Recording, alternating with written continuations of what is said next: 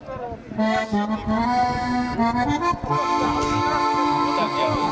так. Вот. Натянуть. Я сейчас сделаю звездой страны. Давай. Так. Вот. Погодные споры президента.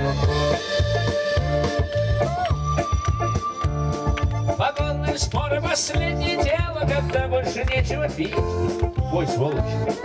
Но поезд идет, бутыль опустела и тянет поговорить.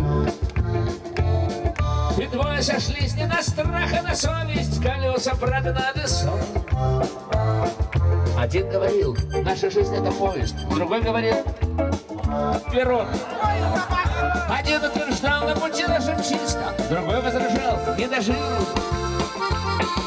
Один говорил: мол, мы машинисты. Другой говорил: пассажиры.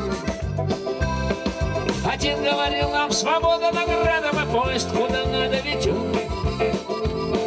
Другой говорил: задаваться не надо, как сядем в него, так и сойдем.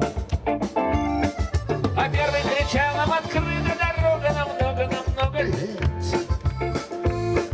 Второй отвечал: не так уж и много, все дело в цене, наконец. Клево поет Володя.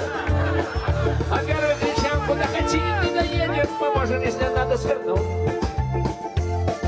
Второй отвечал, что поезд проедет лишь там, где проложен путь.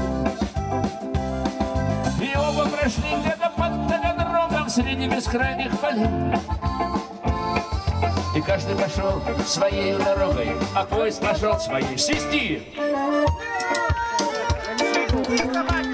А я думал, хоть просвистит.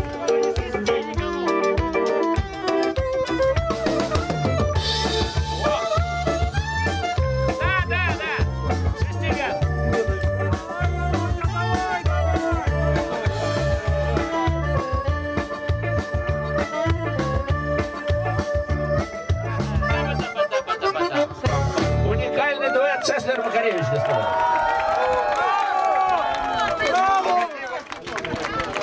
Золотой голос Белоруссии Владимир Цеслер.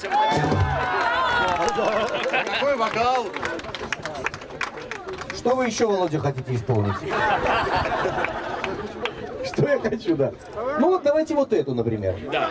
Вот это хорошая. Я понял, что ему на самом деле практически все равно, что петь. Он все песни знает. Поет их одинаково хорошо. Да. А свечу споешь? С друзьями, да.